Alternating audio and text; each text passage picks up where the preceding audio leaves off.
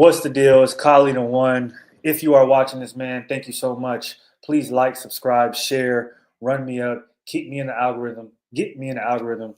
Also, if you're watching this, please head over to the Viral Way podcast, tap in with us over there, like, subscribe, share, and keep us in the algorithm as well. We just want to keep the movement moving. Without further ado, it's been a busy week. There's been a lot of things going on, and I want to get into a few of those things.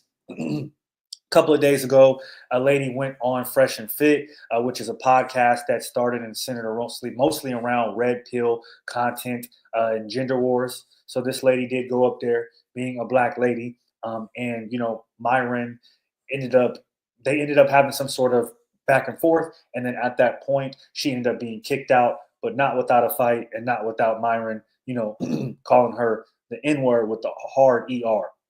So I wanted to get into that today as the first thing we do talk about because it's pretty crazy. I think it's interesting. I think we've seen Myron do this for years, right? Already, we've seen Fresh and Fit kind of already do this for years, so it's nothing new. But this one is interesting, so I do want to take a look at it. Let's check it out.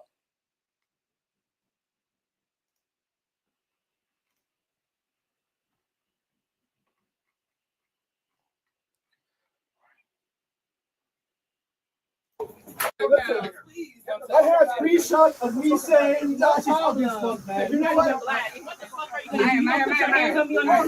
I'm not about you, but you're ugly. Thank you. Your mom does too. And everything you're saying to me will bounce off of me and sit right back to you. And that bitch that you fucking on. Thank you. You just transferred your energy and gave me all your money, nigga. I declare not to agree that. This show is going to be in the fucking ditch. Just like you and your bitch. How about that? Do it. Get the fuck out of here. It's Florida. You stupid nigga. Get the fuck up out of here, bitch. This is Florida. You niggas aren't going to Melissa. Okay. So we're already a minute and not even a minute in, 44 seconds in, he's already called her the N word with the hard ER. She's up here. We don't have too much to go off of as to why the argument started. I don't really care why the argument started. It started, and these things were said. What ends up happening after this is she continues to talk to Myron. Myron continues to talk to her. There's two female security guards that she kind of tries to get over, and they start fighting. At that point, the video cuts off. And so I think this is crazy. First, I want to get on Myron. Myron hates Black Americans. Let's just keep it 100. I think at his core of core, Myron from Fresh and Fit does not like Black Americans. I know that he is Black, but he is not from America originally. And because of that, I think he has a different upbringing and a different viewpoint on us. I think that Myron doesn't even hate Black women as much as I think he hates Black men, if you want me to be honest. And I think that Myron is two things. One, he is an ultimate troll. And two, I think that somewhere down the line, he was hurt by Black culture. And not by Black women, but by Black men.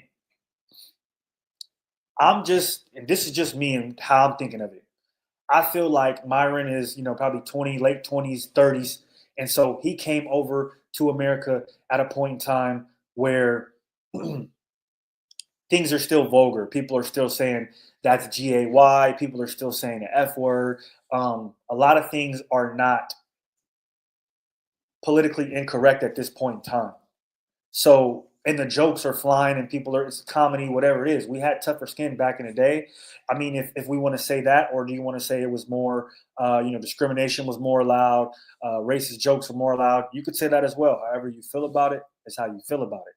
But more than likely, Myron being from where he's from, because I don't know exactly where in Africa he's from, but he's from over there.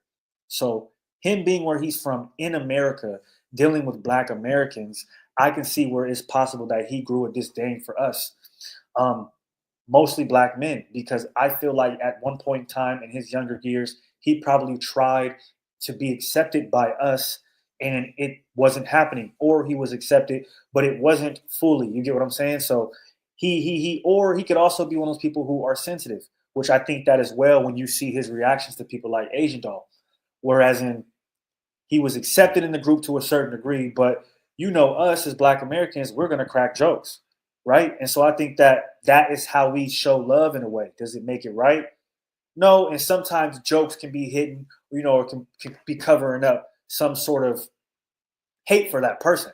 So I also don't want to leave that out.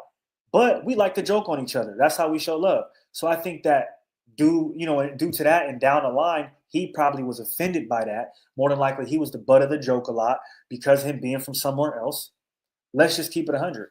Back in the day, people was getting cracked on for being dark skinned. People was getting cracked on for being gay. People was getting cracked on from being an African kid and whatever it was. We made fun of everything back in the day.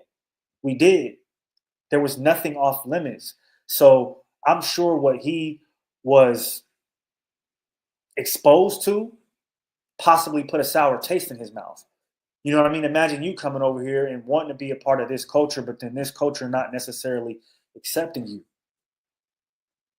And I think that happens to Black Americans as well. But what I think is too, there's Black Americans that don't feel welcome in their own culture because of certain things that they may like to do. And those things may be seen as different or white compared to other people or the majority of people in Black culture. So it happens all the time. But see, the difference is when you grow a resentment for us because of that. You have to understand that. And this is why nuanced conversations are important. But see, Myron will never have those because when you have a nuanced conversation, you have to come to this conclusion that, there's more than one viewpoint of something. And at that point, if you're just holding on to your viewpoint that strong, then that's your ego. And that's where you're failing to a certain degree as a person. And so I think that's why he stays away from those conversations, because if he was to have a conversation about the Black community and how people are, he would see and understand how dynamic the culture is and how, yeah, you might have came into the culture and wanted to be a part of a certain part of the culture and you weren't allowed or you weren't accepted fully, but there's a whole nother side to Black culture that maybe you never tried to look into because of your, your pushback from this part of the culture. But if you're a Black American and you understand that, then you go with who goes with you. So there's Black nerds, there's Black people who watch anime, there's Black people who gangbang, there's Black people who are into school and politics, and like any other group of people, there's subcultures within a culture, right? So I think Myron, if he really wanted to, could have been a part of Black culture, but he let that sour taste in his mouth, dictate his future and kind of had that, I'm gonna show you all kind of attitude, right? So I think mostly where we're getting a lot of his hate from Black people is due to his upbringing in two ways. This way being him being hurt by us as a community and probably not being fully accepted. I could 100% see that happening to him as, a child and a teen, which would put a sour taste in his mouth. Also, I think, if he has immigrant parents, you have to take that into account as well. Immigrant parents, I think, especially from over in Africa, now not all, but I have ran into some immigrant parents that are this way and their children end up being a certain way as well. And I'm speaking to that just from my examples. I feel like when you're in another country, and specifically in Africa, whatever part that is, what you see about Black Americans is always bad. And that goes for the world. Anytime you see Black Americans on TV, most of the time it's for doing something foolish. And America sends that image out at 100 miles an hour because they already want your ideology to be what they want it to be. So while they're also doing that, you're knowing that, hey, at the end of the day, the color of our skin is what people view us as, right? So if you're in America and you're African or you're Black American, you're Black. And wherever you are, we're all Black from Africa or from America. But you have to take into account that people from Africa are seeing us in this negative way. And then also you have a sense of nationalism where it's like, I'm not African American, I'm not Black American, I'm from Nigeria, or I'm from Egypt, or I'm from, wherever I'm from. This is what I am. I'm not that. So a lot of times due to America being a capitalistic society and there's more freedom and opportunity for growth here, those people come over here. So they come over here with already a certain viewpoint of us due to what they've seen while they were at home. So these people come over here, and the first thing they say or that they try to do is, let me get far away from the Black Americans because we already look alike to a certain degree. I don't want people grouping me in with them because from what I've seen of them, they're always on some foolish shit. They're always on some violent shit. They're getting treated as second-class citizens. They're lazy. They're this. All these different negative stereotypes of what they've seen and heard, that's what they're thinking. So when they come over here, they want to separate themselves from us as fast as they can. And that's what they do. And then they assimilate and they take the same ideologies that white America has about us a lot of the times. And so that's why you'll see even certain African parents not wanting their kids to listen to rap, have certain hairstyles. It happens because they don't want their Africanness or them being Africans to be associated with being Black American. They want it to be separate. Now, that doesn't mean that there's not Africans that, partake in the culture and everything is fine, right? Like, and they understand and they get the nuance. That happens. But there are these cases of people from Africa that come over here and then feel like, let me get away from these Black people because I'm not Black, I'm African. We're doctors and lawyers. We're not rappers and drug dealers. We don't do that. So I think Myron is comprised of all of these things. Fresh as well, or whatever his name is. He's not even a factor really, but we're just speaking on him because he's a part of the show and he continuously sits there like the house nigga and just let shit happen, right? Like he doesn't give a fuck. So he's irrelevant to a certain degree. But I think Myron is comprised of all of these things because just from my experience dealing with certain people, that's what I've seen. And you look at people like DJ Academics, you look at people like Kai Cenat, you look at people like Tyler, you look at people like Myron and Fresh and Fit podcast, right? They, at some point in their careers, even though they're the head of Black entertainment at this point in time, at some point in their careers, they've had a disconnect with Black American culture because they don't fully understand it. Some of it is intentional and some of it is not. But you see this trend that I'm speaking on play out time and time again within our culture because African Americans don't necessarily understand the culture 100%, and sometimes they don't want to. Right? Myron is somebody who, in my opinion, wants to have the fruits of Black culture. So he wants to have the views, he wants to get the engagements, but he doesn't at the same time care how to present himself in Black culture or respect it enough to present himself a certain way in it. He doesn't care. And that partly falls on us. Let's keep watching this. Florida. This is Florida. This is Florida. This is Florida. This is Florida. Stand your fucking ground. This is Florida. You ain't getting reimbursed. Shit, get the fuck up out of here, yeah, bitch. That's the You whole fucking point. brokey. Fuck you, yeah, nigga. fuck you, bitch. That's fine. I'm not you a brokey. fucking fat. You look like shit. Your hair's a wig. Your stomach My is hair's jiggling. a wig? You look like fucking shit.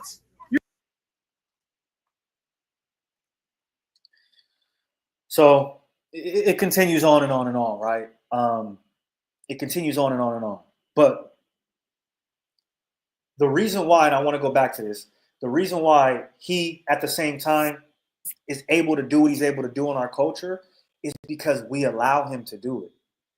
So that's my next thing that I wanted to get into about this situation is that while Myron is comprised of all these things, he's a troll. More than likely, he has a vendetta for Black culture because not being accepted by Black men predominantly. And obviously, I don't think Black women are really going to fuck with him anyway. So I think, and then you have him coming from another culture and how sometimes they can assimilate and, end up gaining the same negative ideologies as white America about Black people. You see all those things, and he's comprised of all those things. I think that's where he's to blame for these situations. But I also think that we're to blame for these situations because, look, check this out. The baddest one you'll ever see. Just like Doechii said, they never seen the black bitch coming, man. We're ready for this shit tonight, y'all. Okay. Blah, blah, blah, whatever, right? We're accountable because, and especially black women for this show in particular, black women, we have to hold you guys at some point 100% accountable for going on Fresh and Fit and talking with Myron. Listen, and the first thing I want to say, stop blaming black men for why you went on Fresh and Fit and got dogged out by Myron. No black man told you to go on there and subject yourself to that type of vitriol. None of us did. You did that on your own because at the end of the day, you cared more about clout than a potential loss of dignity, a potential loss of respect, a potential loss of integrity. You cared more about clout. You cared more about the possibility of catching more eyes. But you did do that, just in a negative way. So don't blame black men now for when your plan and your plot to go up there and get fame and notoriety didn't go the way you wanted it to. And this is where we have to be accountable as a culture. We hate these platforms. We hate how they make us look bad. We hate how they use us and abuse us. Yet we continuously go on these platforms and provide our services. We hate how these platforms disrespect us, yet we continuously go on these platforms and fall into their same trap over and over and over again. We're in 2024, almost 2025. Fresh and Fit has been a podcast for at least the last 4 to 6 years. Correct me if I'm wrong. During those 4 to 6 years, Myron and Fresh have had multiple instances where they have disrespected black men and black women. Multiple instances. And most of the times they have never, or maybe never any, they have never apologized for it. They've never learned from it. They've continued to do what they've continued to do. So from 2019 to now, from 2020 to now, if you're a black woman and you've been seeing the progression of the hate towards yourself as well as your black men, and you continue to go on the show, you're just as much complicit as Myron and Fresh. Because there is no Jerry Springer without the candidates.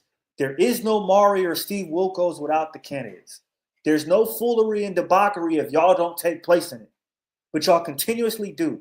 Then you want to hop online and blame black men and be mad at everybody but yourself because for going on there. Going viral is not always the best thing for everybody. Again, Hak Twa just came out and said she would never congratulate or speak to the guy that made her famous because even in the beginning, she didn't want to be famous for that. She didn't want to be famous for that. But what it brought her, she said, okay, this is what I have to do. What am I going to do with it? Right? So you don't always get to choose, and I'm just using her for example, to show you that you don't get to really choose when or how you go viral, what you go viral for. So you tried to dictate it, yeah, and you wanted to go viral. That was your intent, and you did, but it wasn't the way that you wanted it to be. So now you want to blame everybody else. Nah, that don't make sense to me. That's like me and the homies going to a KKK bar and sitting down. Why would we do that? Why would we go to a sundown town? It doesn't make sense, right? Like, y'all keep going on there thinking there's going to be a different outcome. And then another thing that y'all are doing when y'all go on Fresh and Fit is you are thinking that you're going to beat Myron at his own game. You're not going to beat Myron at his own game. It's impossible. Let me tell you why. All those things I told you earlier, what he's comprised of why he's the way he is towards us, that's his mindset. So you're never going to beat Myron at his own game because you're not going to really get him mad unless you can take a jab at his manhood, and you have to do it in a certain way that not every woman is able to do or man is able to do up there, right? So You have to be able to take a jab at his manhood.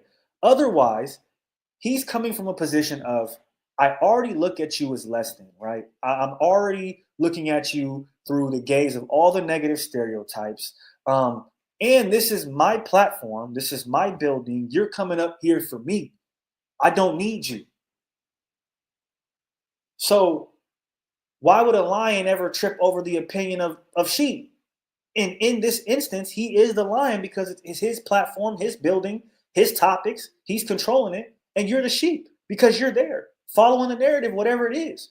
And so you think you're going to come there and you're going to run a different race, but the race is already planned out for you. It's already planned out for us if you go up there fresh and fit. I'm not going to say it 24/7, it's intentional, but you guys have to understand the talking points of Myron and Fresh and the guys up there. If you understand that and you watch a couple episodes, you would come to the conclusion, hey, I'm going to be hot in 2 to 3 minutes. I don't want to be up here. But see, y'all don't do that. Y'all are going up there because you think you're going to somehow beat him at his own race. You're not. You're going to always come out of there and matter because he's going to look at you and say, you're broke, you're bummy, your hair is fake, you're fat, you're black, etc. And that's going to offend you.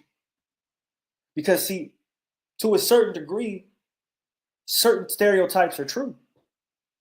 One stereotype that's true, and social media has made it known that it's true, is black people are ultra sensitive. Myron, like I told you, one of the things he is an ultimate troll. He understands that black people are ultra sensitive. He can say anything that pertains and put black people on the end of it or black women on the end of it, and it'll go viral. You've seen the one girl who just went viral and did it. You see people, countless people come out and say the N-word, and that's it alone. And that's enough to take somebody from 5,000 followers to 200,000 followers because black people are too sensitive. Myron knows this. So he go up there and call you a black N-word with the hard R. Oh, he know he going viral. Oh, that's all he got to do. My question to us is, why does that hold so much weight? Somebody that's online that you're not going to see in person, that you don't know, that doesn't know you, saying things is getting us up in arms. Why are we so controlled by social media and agendas? Our culture is really one of those cultures that's controlled by these social media and agendas. Too fucking much. If we stopped getting mad at it, Myron wouldn't have a platform. He wouldn't even be going as viral as he's going right now. Because if we're going to keep it 100, Myron's red pill content has died out. We're at this point in time where his red pill content has died out. Nobody's trying to jock that shit no more. Nobody. That's dead.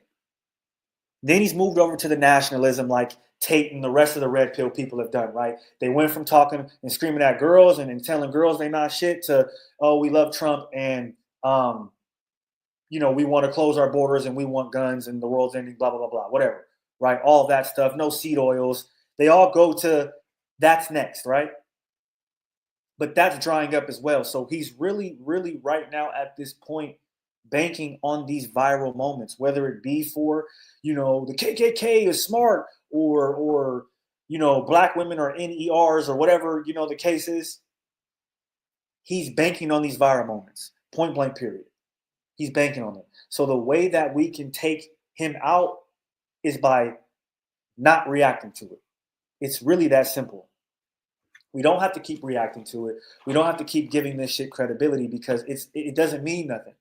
This guy is somebody at the end of the day that is not a part of our culture, right? He never was. He never did the due diligence to be. He hated us. He's always hated us. He still does right now.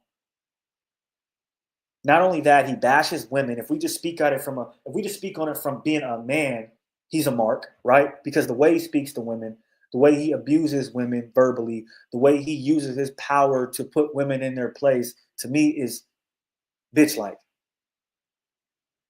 That's just my opinion. So even from a man standpoint of view, bro, he's not even it. He's not it. So what do we really need this guy around for, and why are we really paying attention to this guy? It doesn't make any sense. I don't get it. But I want y'all to understand that if y'all keep going up there and y'all keep giving him your energy and your emotional energy, he's going to drain it every time, and he's going to reap the benefits. Remember that.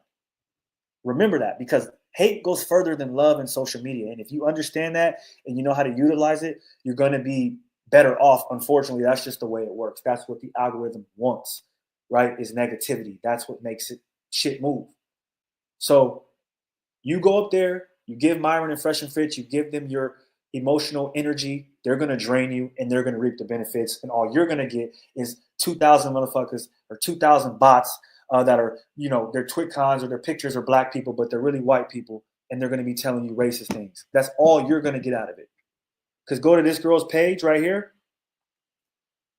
Her right here, she got about 6.7 thousand followers, and all she's doing is defending herself. That's it. Nothing came good of it, but for him, something came good of it. So just think about that the next time y'all go up to Fresh and Fit and try to talk to Myron, man. It ain't worth it.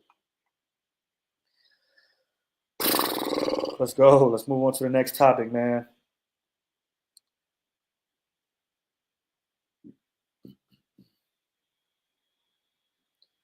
Quick. King Von's son needs him. There was a viral video that just came out of King Von's King Von's son's mom talking about an incident where his coach was too mean to him during football practice. And so that did get a big response. And then there was another clip that went viral for G Herbo and how he was handling his son during a certain time. And people were drawing comparisons to it. And I want to get into it because I always like talking about Black fatherhood. I think it's important. So let's go.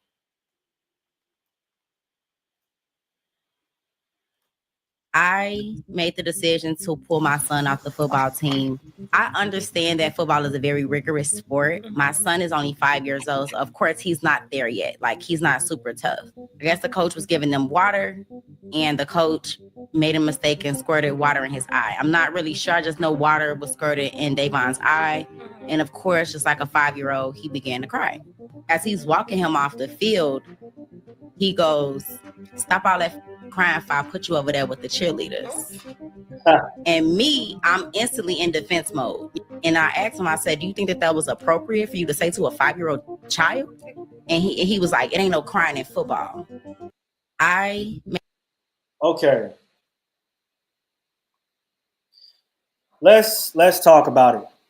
First, in football, there is no crying, right? I do agree with in football, there is no crying. I do agree with we need to make sure that little boys are tough when they're little, so when they get older, they can be strong men. So I do agree with a degree. I do agree with a degree of toughness and applying a degree of toughness to even a 5-year-old boy.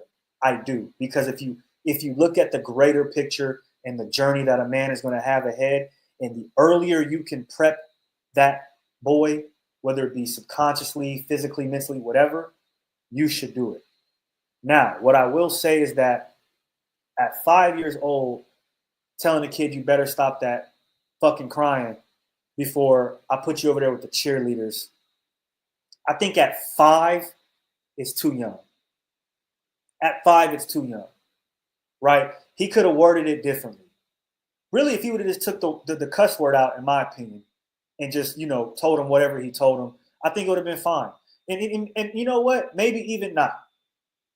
I feel like when you're a coach, though, and you're talking to other people's kids, you got to be a certain way. Or you have to, be able to bring all the parents in and get them to buy into you and your method of coaching. If you're not able to do that and then you're just cursing at certain kids and doing all that, it's not going to work out. Maybe in early 2000s, 90s, 80s, before, whatever. But at this point in time, in this generation, parents don't want that. Parents aren't going for that. Parents aren't going for people that, are hired to be their kid's coach or teacher, being anything more than that. So to a certain degree, I understand her saying that's inappropriate to tell a child because if it's not your child in this day and age, it could be looked at as inappropriate. But the overall message, I don't disagree with, man. You got to stop that crying. You got to toughen up. You know what I mean? There's a time and a place to show emotion. On a football field, this is not the time nor the place. And so really that's a key part of teaching a boy is that emotion is 100% okay. Emotions are okay. Anger is okay. Sadness is okay. Happiness is okay. But as a man, it's very important on when you show those emotions. That's very vital. As you get older, that could be the difference between life or death.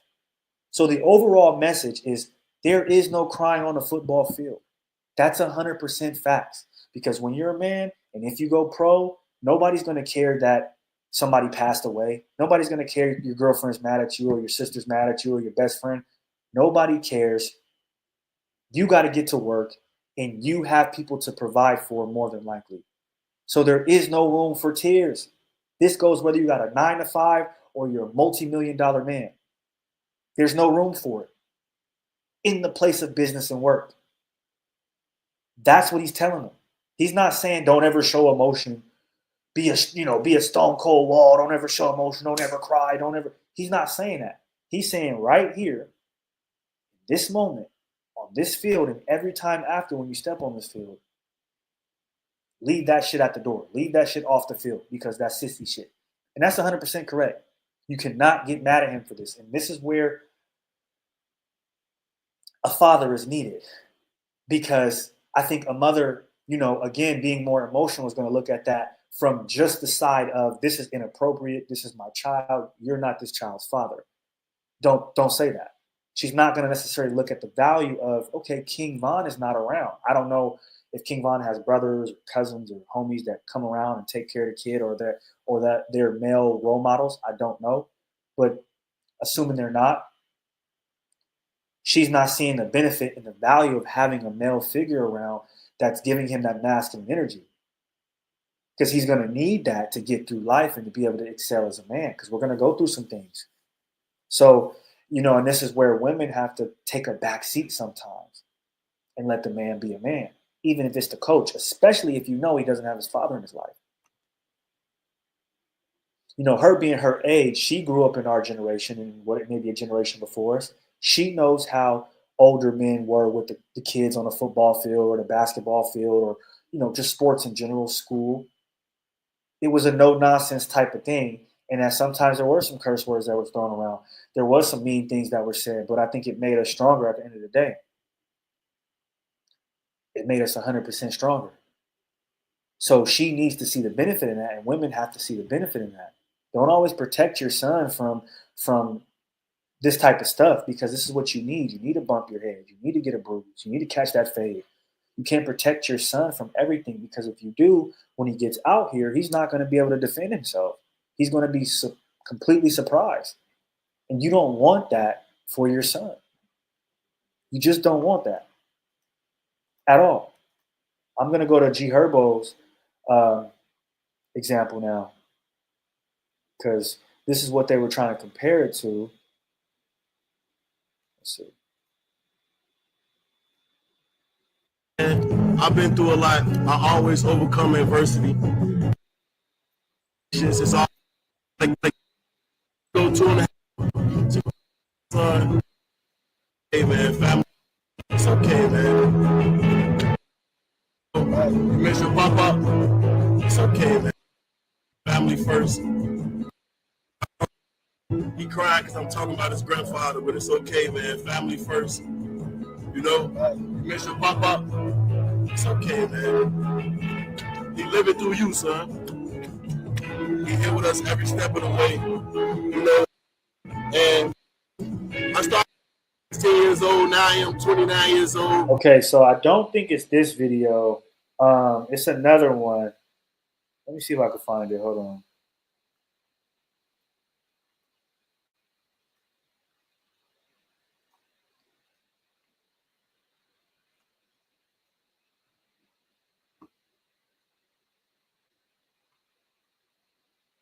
I think it's this one. Keep talking. You getting sad? Oh damn! Why you getting sad, son? You make you sad? Damn, copy that. My son is really in tune with his emotions, bro. I'm telling you, he's a really emotional kid. Nah. Okay. Nothing wrong with that. That was beautiful. But see, People are trying to compare that to the King Von situation. It's like, in this instance, they're talking about bro's grandfather passing away. This isn't the same thing as football. If your grandfather passes away, cry, get that out, grieve, because if you keep it in, it's gonna turn into a different type of energy that you're not gonna want to, give out. Or when you do, you're gonna possibly there's gonna be some negative outcomes to that energy when you give it out. So if your grandfather dies or somebody dies, of course you want to cry. And of course, as a father, this is a great example of him being an open-minded father and being there for him and consoling him, letting him know it's okay, letting him know it's okay to be in tune with your emotions as well in this instance. This was 100% what you're supposed to do, but you cannot compare it at all in any way to the King Von situation. Because, and this is exactly what the King Von situation is trying to tell you. Like on the football field, there's no time for this. Your grandfather dies, there's time for that. Of course, and that's when we want to be there for you. But let's just keep it 100. There is no place for that on the football field. And really for men in a place of business. And the sooner you learn that, the better. Nobody want a nigga that around that's crying and that can't, hold his own and that's too emotional when it comes to the business field or work field. Nobody wants that. Nobody wants that. So these are two, in my opinion, great displays of how to show masculine energy and masculine leadership to the younger black males in our community. We just have that issue of sometimes our black women in the community not always agreeing with it. So at some point, y'all have to see the benefit in the roughness and realize that there's a bigger picture at hand. And each year and each day of us doing what we do is going to lead that boy to being a better man. So y'all really need to understand that and sometimes take that back seat and just let us do what we do because we know what we're doing instinctively. Even if you don't think we know what we're doing with a son or with a younger male, we know what we're doing. The same way y'all know how to go and talk to your daughter or your little sister when there's things that happen. We can't necessarily do it, and y'all just know how to do it. We know how to do that with boys and young men. And so when you have, the kid's father in the life or he's not in his life and there's a coach or a teacher and, they're giving him some masculine energy and it's not inappropriate or disrespectful, then by all means, you have to see the benefit in that. You just have to, because he's not going to get it from anywhere else. What we got? We want to talk about Mike Tyson versus Jake Paul. We can for a little bit now.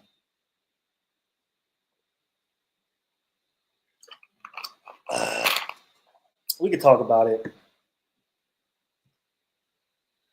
Let's talk about Mike Tyson, Jake Paul, man.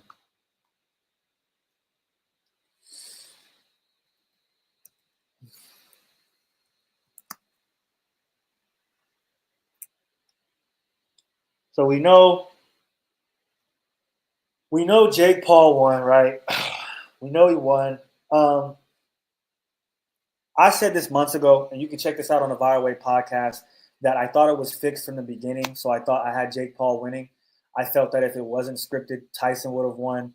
I think you see that here in these instances. Like, look, where he's pulling back his fist, he could have knocked him the fuck out. He would have knocked Jake Paul the fuck out. I know he's 58 and he's slow, and maybe his knees would have given out. But Mike was knocking niggas out in his earlier career within the first 1 to 2 rounds. So I think that if he would have been able to let loose and it wasn't scripted, we wouldn't even have to worry about his knees because the fight would have been wrapped up before his knees went out. I believe that. He might not be as agile and be able to move around and he might get tired faster, but the blows are still going to hurt. Those blows are still going to hurt. And I believe that if he would have caught him or if he would have been able to catch Jake Paul in those first few rounds, like when he came out, it would have been a different story. He probably would have won, but it's obviously fixed. We know it's fixed because Jake Paul is not going to take a loss to him. And when you look at any of Jake Paul's fights, he hasn't taken a loss to anybody. For one, you didn't go the regular route of being a boxer. So to me, it's already fixed. I don't care what people are saying about the contribution he's making to boxing. I'm not speaking about that. That's separate. That's great. He's putting female fighters on. He's getting boxers paydays. Hey, man, do that because the sport of boxing needs the exposure and it needs that. But at the same time, don't think that then you are one of the people from pro boxing community because you're not. It's like when Bane from Dark Knight says to Dark Knight, you adapted to the darkness or you merely adapted to it. I was born in it. It's a difference. So when you don't go amateur, you don't do Golden Gloves or try to go for the Olympics, you don't do any of those things. You don't take the 15 fights in Tijuana. When you don't do any of those things, you don't have the right to present yourself and walk around as if you're an actual boxer. And for me, since you didn't do those things, I automatically think whatever you do is fixed because it's exhibition to begin with. So you didn't take the regular route. And then on top of that, you're not fighting boxers. You're fighting Nate Diaz, he's UFC. You're fighting a fucking ex-NBA player. I mean, you're fighting Tyrone Woodley, which, again, in a regular fight, these guys were mashi. They would beat the fuck out of you in a regular fight. But in an exhibition with 14-ounce gloves where they can't use their feet, whatever the case is, what's going to happen? They only have 2 months to prepare, and they're taking $20 million to look the other way or maybe let your hands down in the 4th round a little bit. What do you think they're going to do? What do you think they're going to do? What y'all think they're going to do? So it's 100% fixed. It's 100% fixed. The only fight that really probably wasn't fixed was the one with whatever bro's name is. Tyson Fury's what's his name? Chandler Fury, whatever. Tyson Fury's brother. That's the only person that it wasn't fixed with. And you see, that was an actual boxer that went a regular boxing route, and he beat him. Come on, man. It was fixed. This Tyson fight, fixed. If you look at the rounds, look, I'm trying to find, let me find it. Nigga ain't even throwing nothing. Look, hold on. That's insane, too. Humiliation ritual, but it's all good. Look at this. Just ask Kevin McBride. Just ask Francois Bota. Evander Holyfield. Look at this. Look how he's backing up. Yep. Tyson's good. Let me stop. Let's rewind it.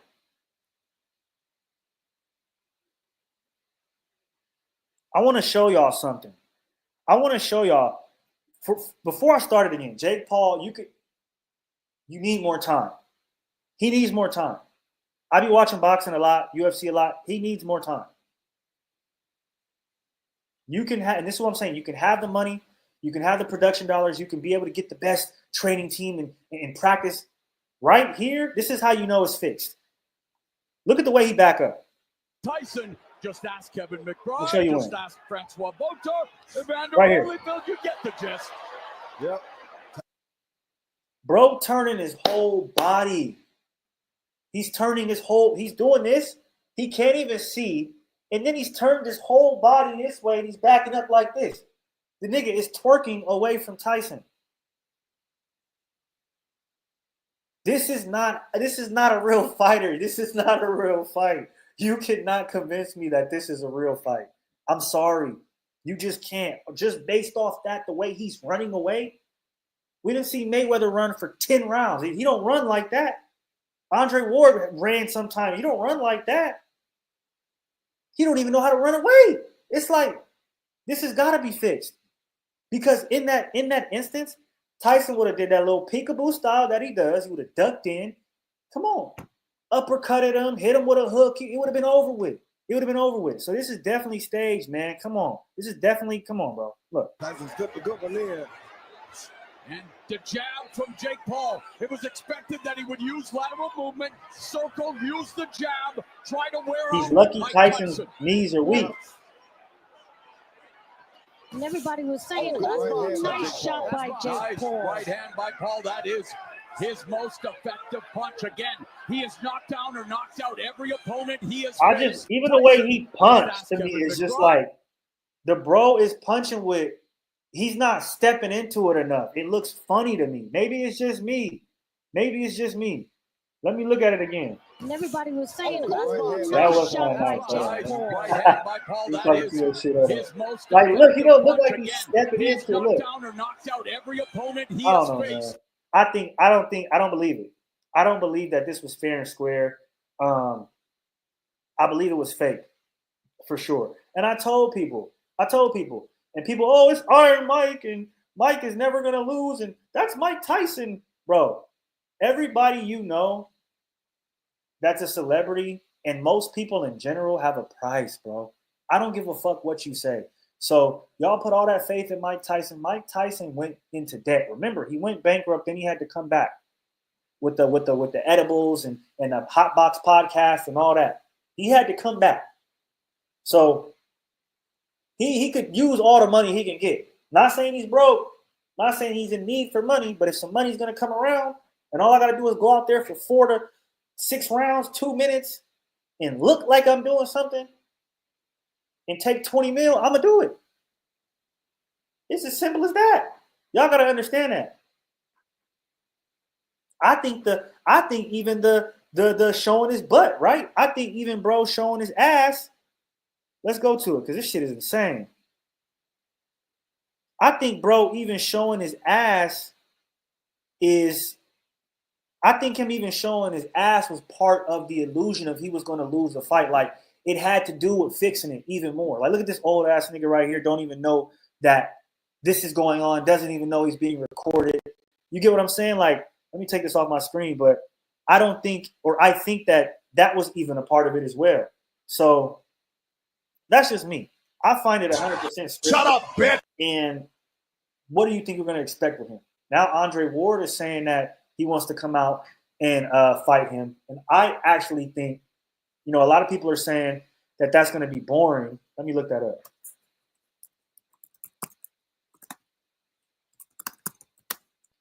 A lot of people are saying that's going to be boring. We don't want to see that. I want to see that. I am open for a discussion.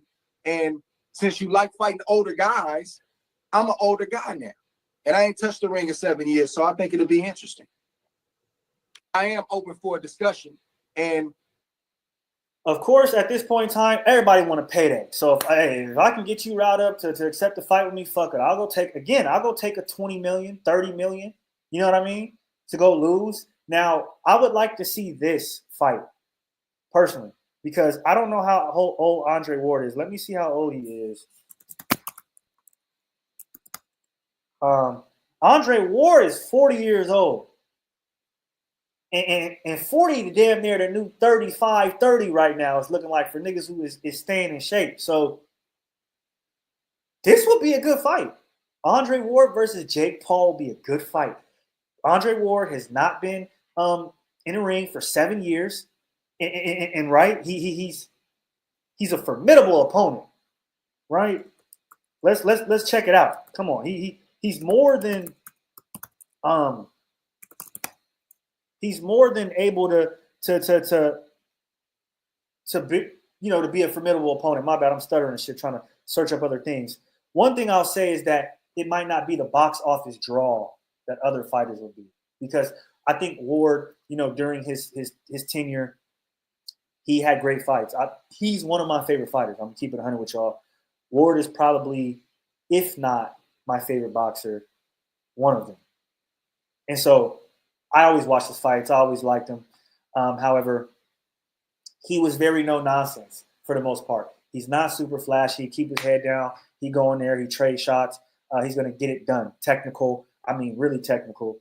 And he's a great fighter. But that doesn't always sell a show. You need, the outside things to sell. And so sometimes I think that he lacked that due to his just no nonsense attitude, which I understand.